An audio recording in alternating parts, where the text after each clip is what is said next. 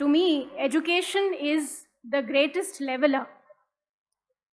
It is the only instrument that we can give to a child which will help him or her to have a level playing field.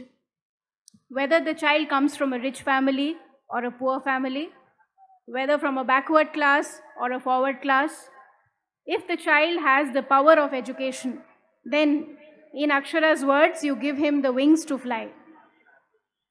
So in that spirit, I congratulate the institution for its ideology and hope that the spirit continues, that you truly enable each and every child to really explore and be prepared for this competitive world.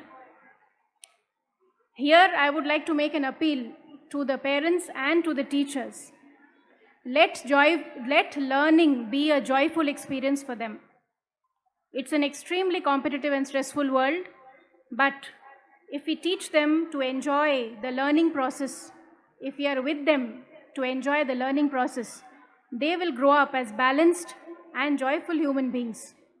And I'm sure this spirit will take them well into the future. Whichever stream, whichever field of work they choose, they will continue to be productive at the same time, healthy and happy. So this is a quality which we imbibe from childhood. It cannot be taught when they are grown up. And I appeal to the faculties, to the parents, to allow your children to really grow as children. We often ask them, what will you be when you become an adult? What will you be when you grow up? I would appeal to you to start asking them, what do you want to do today? That is important. Because all of us have to grow up, we have no choice. And some of us, when we grow up, we want to be children again. So don't make them lose their childhood in all the competition and all the stress. Let them really be encouraged to pursue their dreams, pursue their interests, be it music, dance, co-curricular activities, dramatics, sports, because our country needs everybody, each and every one of us, not just engineers and doctors and bureaucrats. They need creative people, because that is what is society, when we all contribute and come together and make a very vibrant, cohesive society. And my small appeal to the mothers in particular: teach your girl child to be ambitious. It's not a bad thing, you know. The women who do very well in their professional lives, they have received that education early in their life, when their parents have encouraged them to be ambitious, to question, to use their logic. In India, we have a mindset where, in very subtle ways, in very soft and calm ways, we tell a girl child to be quiet, to be obedient. You may not do it consciously, but our elders, our grandparents, sometimes even parents, we tend to believe that a quiet child is a good child. But do learn, do allow them to question, to allow them to be ambitious, and give that space to your girl children to really grow, to really have careers, to have the power to decide what they want to do with their lives once you give them the education. They should not be educated just to marry them off and make them eligible for, to be floated in the marriage market, is what I would like to say.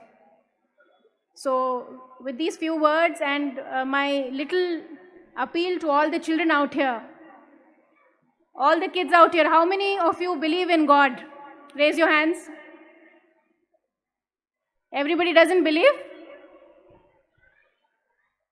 So almost everybody believes in God. Agreed? Have you seen God? Has anybody seen God? Your mama papa is here with you today, sitting next to you. So they are God on earth. Okay, you respect them, love them. They are your best friends.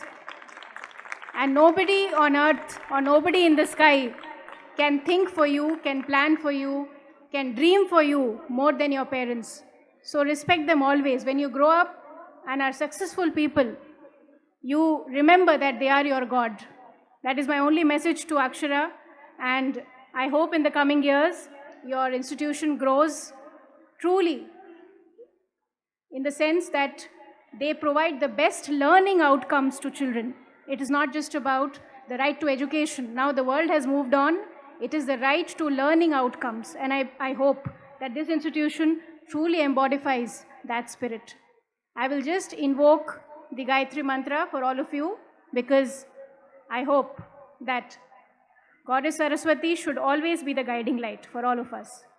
Om Bhur Bhuva Swaha Tat Savitra Varenyam Bhargo Devasya Dhimahi Dyo Yona Prachodaya. May we always see the light. Thank you.